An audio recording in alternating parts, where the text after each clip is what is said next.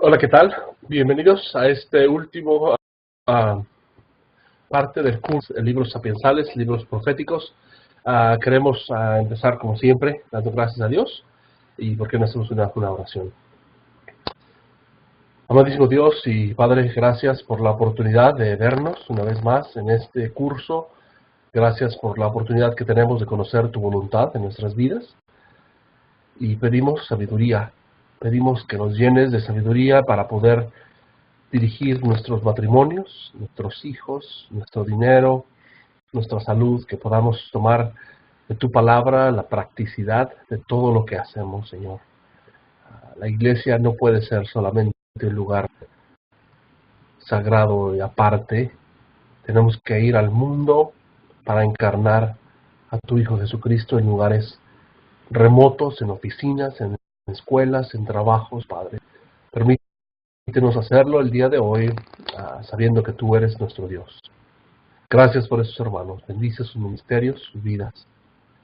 Y Señor, gracias por todo lo que nos das a través de Jesús. En su nombre oramos. Amén. Pues estamos en los libros poéticos, en esta parte última, ¿verdad? Son dos diferentes videos que vamos a estar terminando el curso. Y me gustaría que viéramos la importancia de la sabiduría en nuestras vidas cotidianas, en nuestras vidas continuas, ¿verdad? Lo que queremos es recordar que nosotros somos parte de un plan divino, somos parte de una vida especial, diferente, ¿verdad? Las personas que seguimos y amamos a nuestro Señor, somos personas que respetamos el texto, amamos lo que sale de ese texto y empezamos a practicarlo, a vivirlo, a ponerlo sobre las cosas que hacemos, ¿no? Y no solamente lo hacemos por conocerlo, sino queremos practicarlo, lo queremos poner a disposición de lo que estemos haciendo. Hay gente que está muriendo, hay gente que está preparando gastos, dificultades, hay gente que está celebrando bebés recién nacidos, gente que está encontrando nuevos trabajos, nuevas oportunidades, y los libros poéticos o sapiensales van a poder ayudar en esto de muchas maneras. Yo creo que el recordar, como el libro de Job, que sus amigos le dicen, yo en tu lugar recurriría a Dios y me pondría en sus manos. Es muy buena la acertación que le están dando a Job, la manera que le animan a buscar a Dios y ponerse en sus manos. Y eso es un buen principio de la sabiduría, donde nosotros entregamos todo a Cristo Jesús. En el bautismo somos sumergidos, somos aceptados en la iglesia, recibimos la gracia, recibimos el Espíritu Santo, y esto es lo que el Espíritu va a hacer en nosotros, lograr que estemos en sus manos, ¿verdad? Que estemos sobre sus manos. Esto es lo que hizo Jesucristo en la cruz. La cruz parece que era algo tonto, algo que no tenía sentido, pero para nosotros es lo más hermoso, lo más participante en el mundo. Entonces, cuando nosotros somos cristianos y seguimos a Cristo, vamos a poder aceptar momentos como la cruz, como algo que va a permanecer en la sabiduría de Dios. Por eso los libros de sabiduría son como algo vivo, algo que está en movimiento, es algo orgánico que podemos aplicar y mover en diferentes lugares. Y claro, sí está basado y centrado en un escriba, en un sabio, en esta persona física que representaba la sabiduría, y todo lo que tenemos escrito ha sido pasado de generación a generación, ha sido transmitido de un lugar a otro, y esta sabiduría es como este libro orgánico, ¿no? Que ha pasado de un lugar a otro. Las escrituras eran parte de una palabra viva. Entonces el principio de la sabiduría es el temor a Dios. Es lo que vamos a ver como una materia recurrente en estos libros de sabiduría, el temer a Jehová, ¿verdad? Habíamos hablado que Jehová es el Dios que se relaciona con nosotros. Es el Dios que se reveló a Moisés en el arbusto. Es cuando él habla: yo ya no soy un Dios, un Elohim, un Dios él, que solamente es el Dios todopoderoso, creador del universo, sino ahora yo soy un Jehová. Jehová que se relaciona contigo. Él es el que puede venir a nuestras vidas y cambiar todo lo que estamos haciendo. Los cabellos que tenemos, él sabe lo que está pasando en nuestros corazones. Y esta sabiduría impregnada de verdad sale del libro, del texto, y a nosotros nos da participación en ella. Y tenemos que empezar con un temor a Dios, ¿verdad? Algo muy importante en la sabiduría. Ahora, ¿cómo podemos alcanzar esta sabiduría? El alcance de la sabiduría se encuentra para nosotros los cristianos en estos 5 libros, al igual que los judíos, a Salmos, Proverbios, Eclesiastés, Cantares y Job. Son libros que están dentro del canon bíblico, que podemos nosotros observar en su contenido sabidurías de diferentes tipos, ¿verdad? Los salmos como un salterio, algo de cantos con un instrumento de música instrumental, con guitarra, con algo de cuerdas. Los proverbios son frases pequeñas, ilustraciones de ideas, conceptos de la naturaleza. Eclesiastés nos habla de la imposibilidad de lo que se ve en el mundo, viendo que todo es vano, que todo es como esa sombra, como esa neblina, que por eso no vemos la vida muy claramente. Y no hay nada nuevo, estamos confundidos en ella. Cantar de Cantares nos lleva a esta relación matrimonial, a esta unión en donde el amado y la amada están buscándose, están deseando estar juntos, ¿verdad? Y podemos imaginar cómo es que Dios ha querido estar con su iglesia de esta manera. Y el libro de Job es la parte donde vamos a recordar a sufrir, estar delante de Dios con todo lo que no podamos entender, todo lo que no pueda tener sentido alrededor nuestro. Ahora, los apócrifos son también sapiensales, son libros que son escritos con sabiduría también, pero no son canónicos. No los consideramos como libros inspirados por la palabra de Dios, por eso los tenemos como libros de apoyo, libros de estudio, pero también se consideran de sabiduría, ¿verdad? Son libros que tal vez eminaron o salieron de estos 5 libros originales, tienen mucha similitud en estos libros y en realidad es poco lo que añaden si estos 5 libros ya no lo han añadido. El lenguaje y el estilo es similar a más de 1000 años de literatura en el mundo antiguo.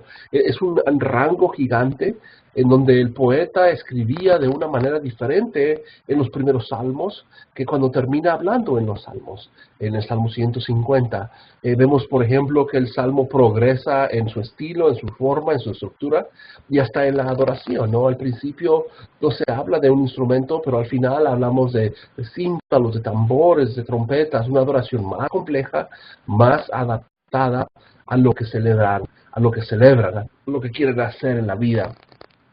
Ahora, dentro de eso, imagínense lo que ha existido en la sabiduría, ha sido comprobado por la humanidad, por lo que han hecho, por lo que han vivido. Por eso, algunos de estos se incluyen en otros libros de la Biblia. Los libros de sabiduría no solamente son estos 5, sino también los apócrifos, pero también incluyen algunos de ellos, ¿no? Como Génesis, en 1 al 11, a 37 al 50, Éxodo 32.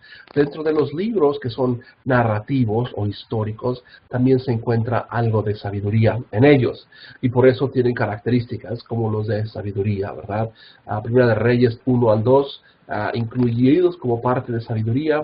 A veces algunos cantos, como el canto de Ana, como el canto de Moisés, son salmos también, son expresiones que pueden ser igualadas a las de sabiduría. Ahora, en esta relación existe algo íntimo entre el humano y lo divino, y esto es lo que la sabiduría expone también.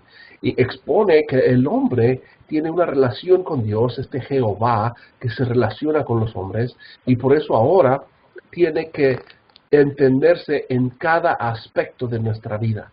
Dios se impregna, se penetra a cada uno de nuestras partes, a cada uno de nuestros seres, ¿no? El dinero, la salud, la familia, los hijos. Por eso somos totalmente controlados por Dios. Hemos muerto a nosotros mismos, hemos dejado todo eso a nosotros para que Dios sea el que viva. Por eso la sabiduría tiene que ser algo que entra a toda tu vida. No es algo que haces solamente unas horas a la semana. No es algo que solamente haces 1 o 2 veces al año. es algo que hacemos siempre, diario, bajo todas circunstancias. Ahora, hay mucha sabiduría, pero no es bíblica. Hay mucho conocimiento, hay muchos proverbios, ¿no? Hay proverbios chinos, hay proverbios mexicanos, hay proverbios argentinos. Todos estos los vimos al principio del estudio, tienen conocimiento y sí nos ayuda a entender y tener más principios de la vida, pero no están basados en la sabiduría de Dios. Por eso existen 4 formas de sabiduría. Una de ellas es la natural, que está hablando de todo lo que está creado sabiamente, que el sol sube y baja, la luna, las estrellas, los niveles de agua, cuando sube y baja la luna, cuando vemos a los animales y el círculo de la vida. Hay algo de sabiduría en eso. En que el hombre y los animales viven diferentes, ¿verdad? Tienen una manera de entender la vida diferente. Algo de eso también existe en que la naturaleza a veces no es suficiente para entender la sabiduría de Dios. Por eso tenemos que movernos a lo experimental. Hablamos de sabiduría que expresa lo que sí es que hemos vivido, lo que otros han vivido, y la experiencia emana o sale de lo que otros hicieron. Nosotros podemos aprender de nuestros errores, pero también podemos aprender de los errores de otras personas. Y eso es más sabio. Es sabio aprender de tus errores, pero es más sabio aprender los errores de otra persona. Por eso lo experimental, lo que hemos aprendido de otras personas es muy importante. Tú no necesitas quemarte con fuego para saber que el fuego quema. Tú puedes aprender de eso cuando otras personas te han dicho que quema. Por eso el número 3 es esta parte judicial, la parte de la ley divina, donde sale la Torah, la enseñanza de la Escritura. Es esto que nos da sabiduría también. Algo que a lo mejor es un poquito más judicial, un poquito más acerca de un juez en un aspecto jurídico, en donde tal vez vemos este aspecto de ser inocente o de ser culpable, donde podemos entender que la sabiduría de respetar las leyes, de respetar el orden, el gobierno, la parte cívica de nosotros, la parte moral, es lo que nos ayuda a ser sabios, ¿verdad? Dios coloca estas autoridades en sus lugares por estas razones. Él quiere que seamos personas sabias, es una ley de Dios. Un hombre casarse con una mujer, no es bueno que un hombre esté solo. Esto es sabiduría. Que un hombre deje a su padre y a su madre para casarse con una mujer que dejó a su padre. Los casados dejen a sus papás, dejen a sus padres. Y ustedes padres dejen a sus hijos. Esa sabiduría es judicial, es la parte de la ley divina de Dios, ¿verdad? Por eso la última de esta parte que nos recuerda Dios mismo, tanto sus características, quién es Dios mismo, ¿verdad? Lo vemos en Job, en el libro de Job, él termina, no puedes decirme nada de lo que tú tienes duda, Job. Yo soy Dios, yo estuve ahí cuando puse los fundamentos de la tierra. Yo controlo a los animales, yo controlo al behemoth y a estos animales dragones que ningún hombre podría controlar. Entonces vemos que esta sabiduría que nos basa en una relación con Dios es muy importante, porque nos establece una religión, nos establece una ley, nos establece una experiencia y nos da algo natural también. Ahora, algunas formas de sabiduría, pues aquí los pueden leer, son los proverbios, los salmos, los cantares y los de Job y Eclesiastés. Los podemos poner en práctica de esta manera: en dichos, en acertijos, en alegorías, en himnos, en alabanzas, en oraciones, autobiografías, lamentaciones, prédicas, lógica. Podemos hacer playeras, podemos hacer engomados, calcomanías, podemos hacer pósters, podemos hacer todo lo que se nos pueda ocurrir para demostrar esa sabiduría. La forma de hacerlo práctico es colocar todo lo que se necesita para que la gente esté expuesto a esta sabiduría. Tenemos que hacer sermones, cantos nuevos. Las iglesias hoy en día necesitamos cantos nuevos, nuevas alabanzas, nuevos himnos, que podamos aprender de ellos. Por eso yo he pedido que escribas tu salmo, que puedas escribir un salmo nuevo y me lo mandes a mí por correo, lo podemos compartir. Me gustaría mantener un libro de todos los salmos que tú y yo y otros hemos escrito para comenzar a ver una historia de alabanzas, de glorificación a Dios. Y por eso si ustedes hacen un salmo que tiene que ver con Venezuela, otro que con Colombia, México, Argentina, Estados Unidos, podamos ver que Dios tiene sabiduría en todo lo que vemos alrededor nuestro. Entonces vemos sermones, clases, es importante, las autobiografías, hablar de lo que Dios ha hecho en tu vida, sentarnos y oír historias de qué es lo que vivió este hermano, por qué la familia tal está haciendo esto. Estas formas de sabiduría es lo que van a compartir y compartimos con otros cuando lo hacemos. Ahora, la sabiduría no viene solo en estas formas, sino que es lo que produce estos textos que determinan la sabiduría. Comienzan con el temor de Dios. Cuando tú y yo empezamos a temer a Dios, empezamos a ver que Dios quiere que seamos prácticos. No quiere solamente que sepamos cosas como alguien, un erudito, que conoce y no lo pone a la práctica. Ahora, ¿cómo podemos reconocer esta sabiduría bíblica? La poesía bíblica es un tipo de discurso. Es algo enviado, compuesto por líneas, algo terso, algo que está utilizando paralelismo, imaginación. No fue escrito nada más por escribir.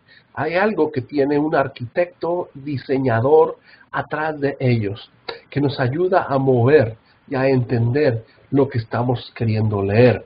Fue a propósito escrito así, ¿verdad? Por eso hay otras direcciones que figuras como la palabra, la repetición del sonido, son partes que nos ayudan a identificar esto, ¿verdad? Son como patrones de entendimiento que podemos ver que Dios lo hizo a propósitamente, pero también lo hizo bajo la dirección de hombres que Dios se amoldó a estas culturas. Él se adaptó a idiomas como hebreo. No que el hebreo sea tan importante, sino que es como Dios decidió expresar esa sabiduría a nosotros, ¿verdad? Estas direcciones es algo que no es único o exclusivo de la sabiduría de los judíos, de los hebreos, es algo que existe en el mundo. No hay un consenso en cuántos metros de estudiantes, no hay una forma de entender exactamente lo que es más importante, sino que vemos que es una brevedad, es algo que se escribe, son cortas frases. ¿Cómo podemos reducir todo lo que Dios quiere en solamente algunos libros, algunos textos? Es porque la praxis de las palabras es única. La forma de ser teoréticos, la forma de vivir una teoría no es suficiente. No podemos vivir en teorías. Tenemos que vivir en la praxis, en la parte práctica del entendimiento bíblico. Porque podemos memorizar todo lo que querramos, pero si no lo ponemos en práctica, pues de nada nos sirve, ¿verdad? La mejor manera de notar la sabiduría bíblica es su paralelismo. Hay que recordar que muchas veces la primera idea es equivalente a la siguiente idea o es algo similar. A veces es algo opuesto, algo que incrementa o disminuye, algo que afecta la estructura, ¿verdad? Por eso, en Salmos 27.1 podemos leer, vamos a leer aquí rápidamente Salmos 27.1.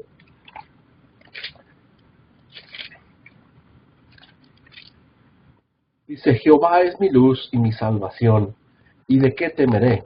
Jehová es la fortaleza de mi vida, ¿de qué tendré temor? Entonces estamos hablando que Jehová es mi luz, es igual que Jehová es mi fortaleza, y Jehová es mi salvación, al igual que Jehová es mi vida.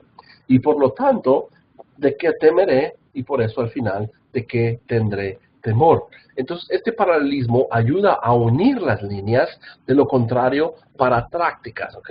Es un sentido que funciona como un contrapeso a la praxis, algo que creando esta relación entre las líneas que en otro caso no serían expresadas, ¿verdad? Podemos ver el énfasis, la repetición de palabras, el uso inclusive de ideas como luz, como fortaleza, que son contrastantes, ¿verdad? Cuando vemos esto, identificamos al Jehová. Y es como cuando vemos una imagen, una foto gigante, y lo vemos a través de un pequeño orificio, un hoyito pequeño. Solamente podemos ver algo pequeño de todo lo grande que Dios es. También por esto el paralelismo es un balance de las unidades extensas. Por ejemplo, las estrofas. Podemos ver que cuando tú lees los salmos, hay repeticiones que marcan como un corte, una parte nueva de los párrafos. Estas estrofas nos ayudan a entender que el autor está como bailando con la escritura, está expresando ritmo, prosa, dirección. La sabiduría usan unidades como dispositivos formales, como el acróstico, el inclusio o el estribillo, ¿verdad? Hablábamos de que estos acrósticos que siguen el orden alfabético del hebreo pueden ayudarnos a entender mejor lo que él nos quería decir.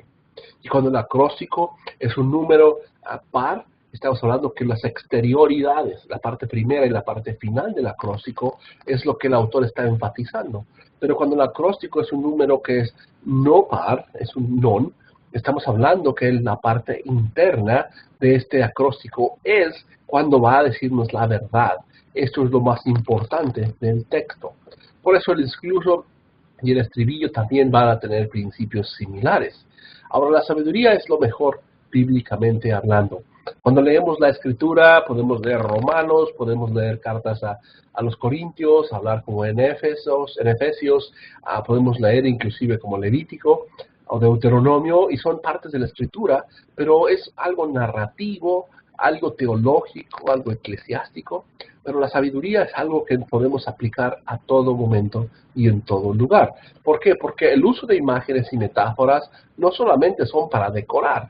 No estamos hablando de que Dios es luz y Dios es fortaleza solamente para hacer algo elocuente con esas palabras, sino son parte de la esencia de la sabiduría. Nosotros aprendemos de estas imágenes y es más fácil recordar que Jesús es como la luz del mundo que pensar que Jesús es algo más complicado o más extenso que no podemos entender. Es una manera de ver al mundo metafóricamente como una forma alterna a la realidad, porque Jesús, Dios, no es una luz en realidad. Él está usando la metáfora de una luz, de un rey, de una fortaleza, de una gran torre, que nos ayuda a entender una realidad más amplia, más abstracta de lo que en realidad Dios es. Por eso la metáfora se juxtapone con similitudes y diferencias de una manera que expone al lector en sus intenciones, dando una relación entre ellos. Cuando tú y yo leemos palabras como luz, como fuente, nos estamos retando a ver qué es lo que en realidad tú y yo tenemos en nuestras intenciones, ¿verdad? Cuando usamos un apodo o le damos el nombre a un apodo a alguien, estamos retando ese apodo que sea utilizado de una manera a veces diferente. Podemos llamar a alguien el gordito para sentir halagos y gozo y amor y compasión a una relación, pero podemos llamar a alguien gordito y decirle como algo negativo, como algo atacante, como algo ofensivo. Entonces, cuando la metáfora es utilizada, demuestra qué es lo que estamos queriendo decir. Queremos añadir a Dios o queremos dar a la escritura diferentes texturas para poder nosotros demostrar nuestro corazón, ¿verdad? Esto es lo más difícil de la sabiduría bíblica, el saber qué es metáfora y qué es realidad. Cuando nosotros vemos que desde la escritura dice que Dios es bandera, que Dios es nuestro poder, que Dios es nuestra fortaleza, Él es nuestra luz, podemos sufrir, identificarlos, y por eso personas creen que Dios son esas cosas. Pero Dios no es un gran pastor. Él es Dios. Él tiene características del pastor y tomamos la metáfora de Él como un pastor, pero Él no es un pastor. Él no es un siervo, Él no es un sirviente, a pesar de que Él sirve, a pesar de que Él es alguien que sí pone su disposición para servir. Ahora, no es fácil resumir lo que la poesía bíblica tiene, puesto que es algo tan humano, tan extenso, y por eso tenemos que considerarlo muy importante y seguir estudiándolo el resto de nuestras vidas. Eso quiere decir que los mismos pasajes bíblicos que tú lees ahorita, los vas a leer muy diferente en 10, 15 años. Y ellos te van a hablar a ti de una manera diferente. Y parece que la escritura siempre está cambiando. Y por eso hay que seguir estudiándola, porque nos habla en maneras diferentes. En un sentido, es la forma más diversa de expresar conceptos y temas en una manera exquisitamente, haciendo la sabiduría bíblica lo más pura expresión del pensamiento bíblico.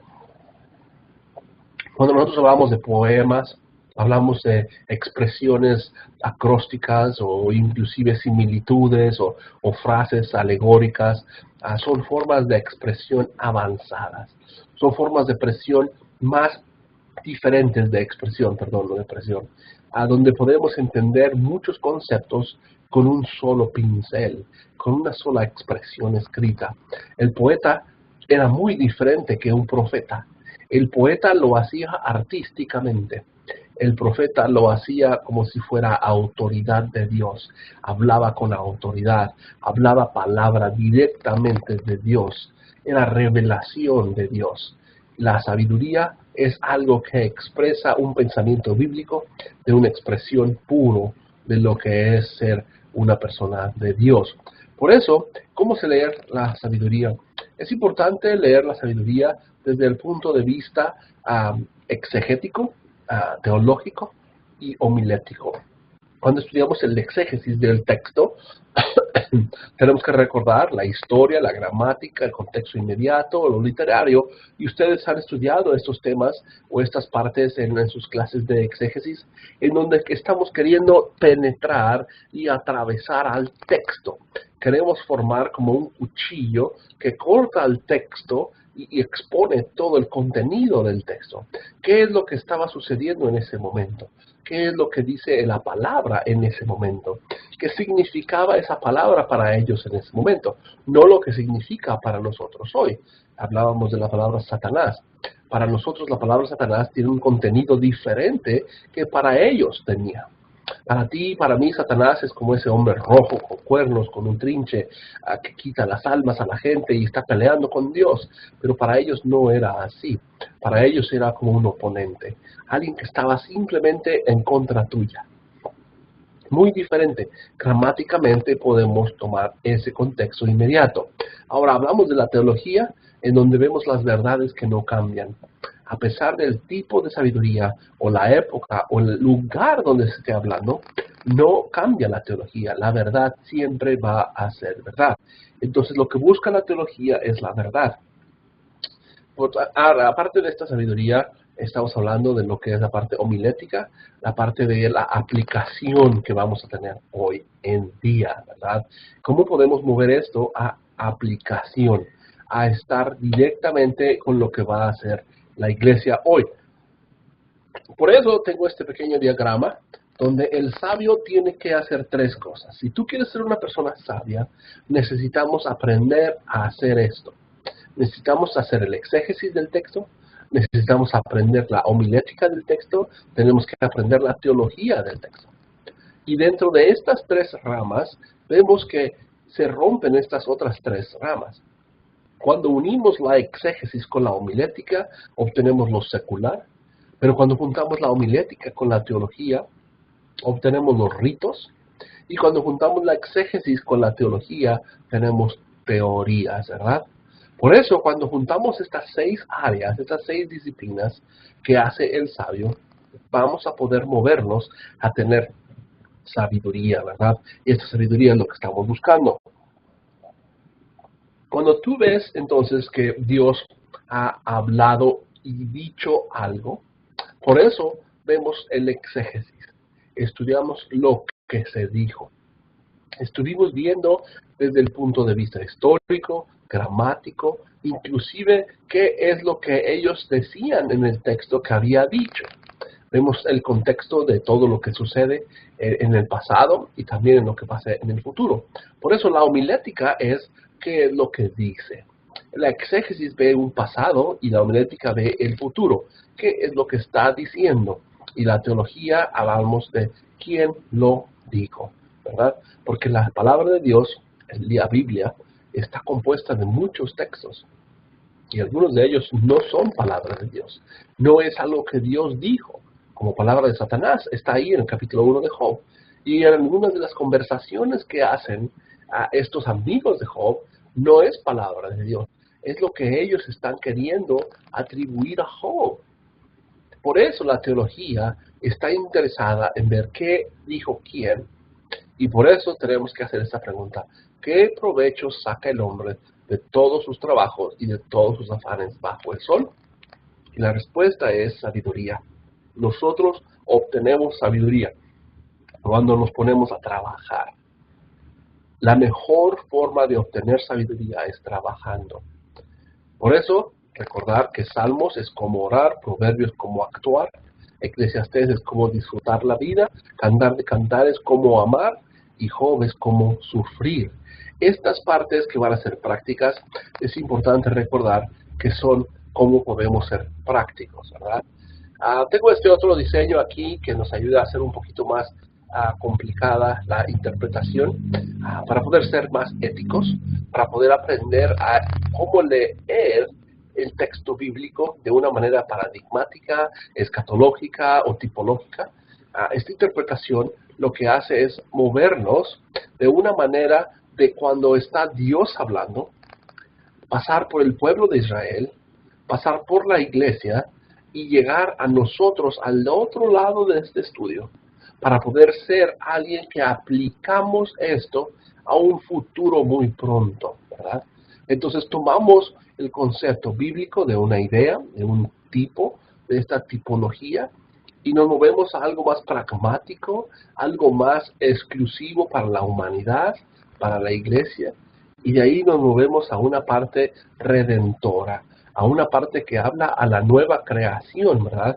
Por eso es que somos alguien que estudia la escatología. Entonces, la sabiduría que está encontrada en los Salmos, en los Proverbios, tienen algo que ver con el futuro, tienen algo que ver con lo escatológico. Cuando nosotros leemos los Salmos, por eso estamos hablando de Jesucristo. Estamos hablando de la salvación, cuando yo coloque a tus enemigos y los postre en tus pies. Estamos hablando de que eso aplicaba a David, pero también aplicaba a Jesucristo. Y aplica también hasta la segunda venida de Jesús. Entonces, el postrar a los enemigos a los pies es algo tipológico con David, algo paradigmático con Jesucristo en la iglesia y algo escatológico cuando Jesucristo venga en su segunda venida. Entonces, los libros de sabiduría expanden o extienden el poder entender qué es lo que Dios hace y qué es lo que Dios ha hecho y qué es lo que Dios hará en el futuro, ¿verdad?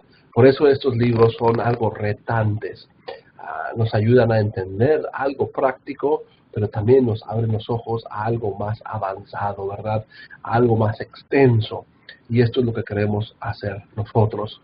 Ahora, algo práctico de esto es que queremos empezar con lo más básico, que es aprender a pedir por sabiduría de Dios, ¿verdad? A Santiago 1:5. Podemos leer Santiago 1:5, en donde el profeta Santiago, ¿verdad? El que está escribiendo, dice esto: hermanos míos, si tengan pleno gozo cuando entren en muchas y variadas pruebas, porque ustedes saben que la prueba de la fe les hará obtener paciencia, y que la paciencia se obra completa, para que sean maduros, plenos y sin que nada les falte. Pero si alguno de ustedes está falto de sabiduría, pídala a Dios, que le da a todos generosamente y sin reproche, y le será concedida. Pero pídala con fe, sin dudar, porque el que duda es como las olas del mar, que son agitadas por el viento. No espere que tal hombre recibirá algo del Señor, siendo vacilante en su forma de pensar y desordenado en todos sus caminos. Entonces lo que queremos nosotros pedir es sabiduría de Dios. Él está dispuesto a dárnosla. Él está dispuesto a proveer para nosotros todo lo que necesitamos. Lo tenemos que hacer con fe. Lo tenemos que hacer con ese confiar que Dios nos está escuchando, ¿verdad? Por eso Él lo va a proveer. Ahora, también tenemos que pedir con mucha humildad, ¿verdad? La sabiduría nos va a llenar la cabeza, nos va a hacer sentir superiores a otras personas y nos va a hacer sentir superiores inclusive a lo que Dios ha querido darnos.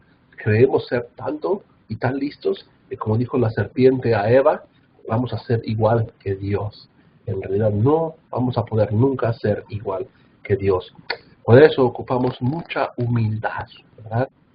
Isaías 66:2, tal vez desde el 1, así dice Jehová: el cielo es mi trono, y la tierra el estrado de mis pies. ¿Cuál es la casa que me edificaron, o cuál es el lugar de mi reposo? Mi mano hizo todas las cosas, y mío es todo, declara Jehová.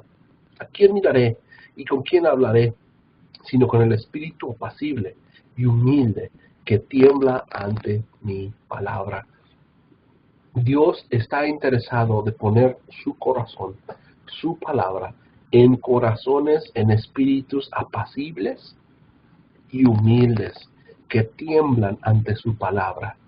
Nosotros queremos ser personas que temblamos delante de Dios, que sabemos que Él es alguien de respeto, alguien verdadero que no está jugando cuando se refiere a su identidad, a quién es Él delante de lo que estamos haciendo. El profeta dice: el que sacrifica un toro es como el que mata a un hombre, el que sacrifica un cordero como el que mata a un perro. El que presenta ofrenda de cereal es como el que presenta sangre de cerdo.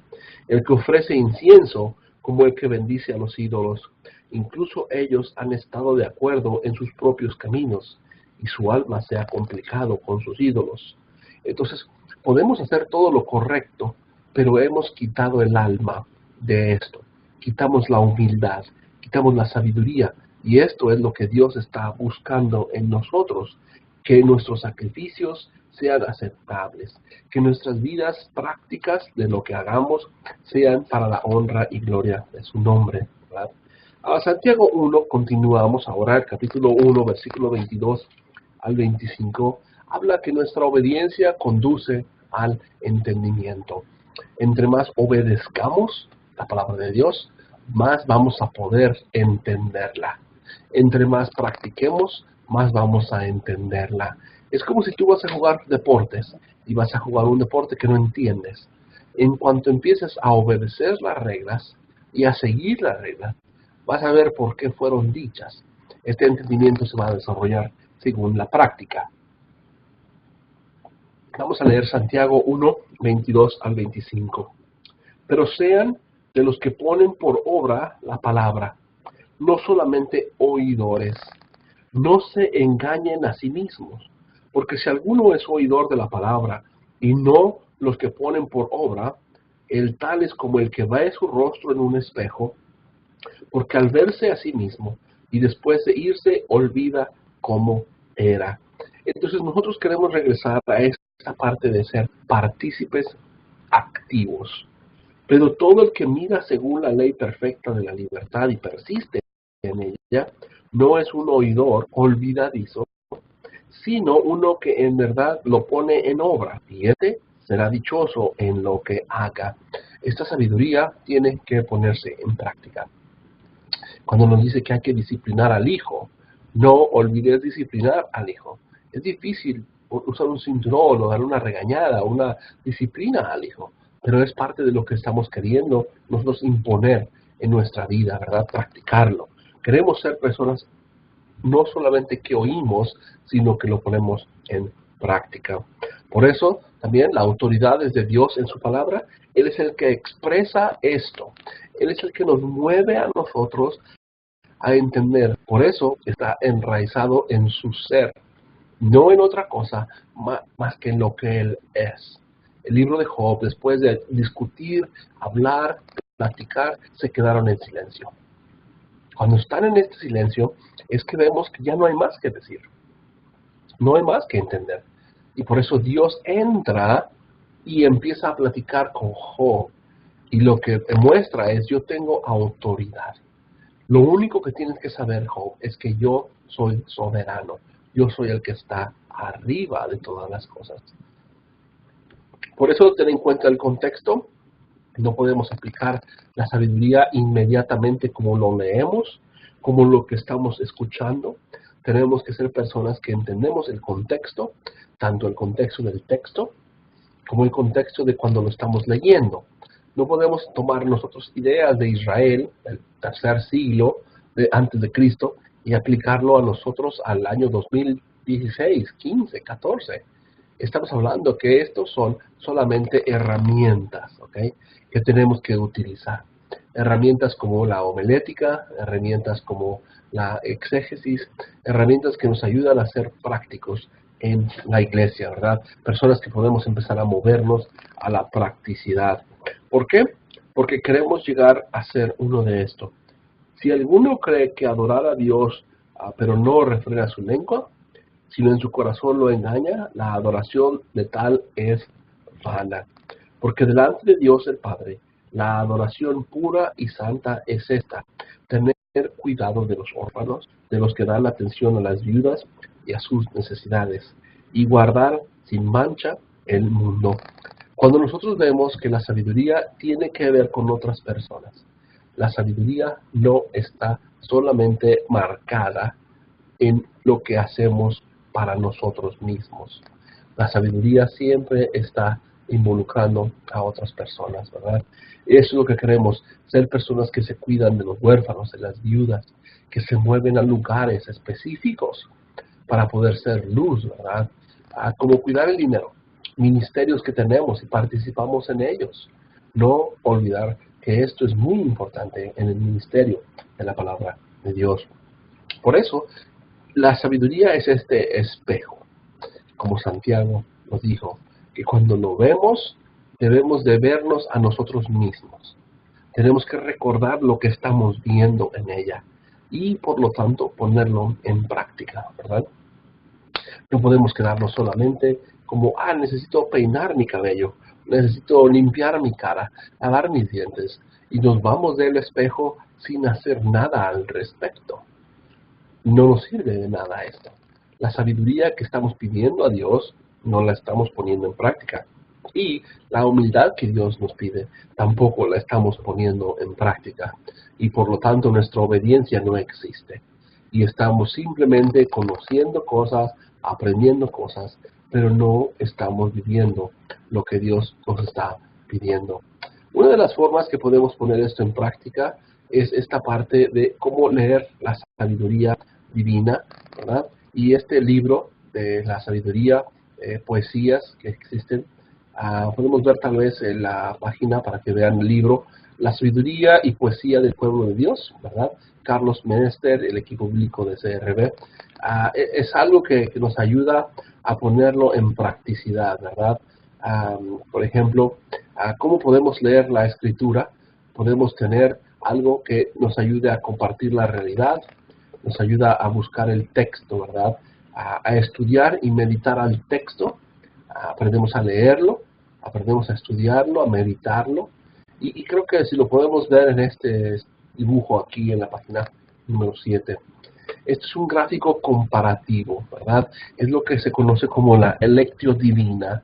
Esta lectura divina de la palabra de Dios que podemos nosotros empezar a practicar.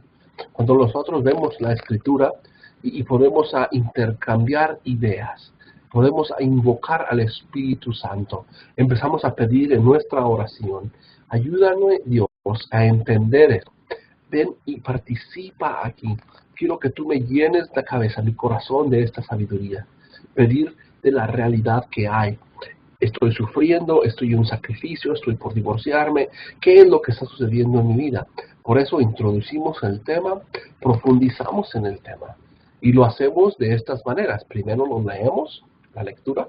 Después meditamos el texto, solamente pensamos.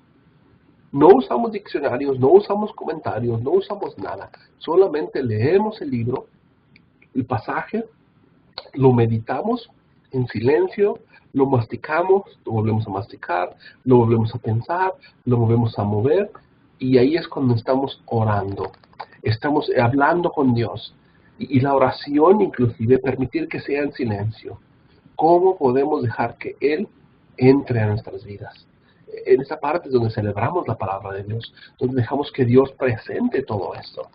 Y por eso al final empezamos a contemplarla, ¿verdad? Cuando tú y yo vemos una flor y la contemplamos desde afuera, la volteamos, la vemos, la olemos. Esta parte de contemplar la palabra de Dios es algo que tenemos que empezar a hacer más seguido en la sabiduría. No queremos memorizar esquemas, palabras y sistemas solamente. Queremos ser personas que comparta, que exprese, que cantemos, que oremos, que leamos un nuevo canto, para poder resumir todo y empezar nosotros a ver qué es lo que la Escritura nos está diciendo. Cuando leamos la palabra de Dios de esta manera, vamos a poder sacar practicidad. Vamos a poder tomar algo abstracto y podemos movernos a estudiar esta lectio divina, esta manera de lectura divina que se ha hecho por muchos años, por muchos tiempos, por diferentes personas, ¿verdad? Porque lo que queremos es nosotros, con la sabiduría, número 1, temer a Dios, número 2, estar en sus manos, y número 3, ser prácticos. Tenemos que movernos a la practicidad. ¿Cómo esto se va a ver en un futuro no muy lejano?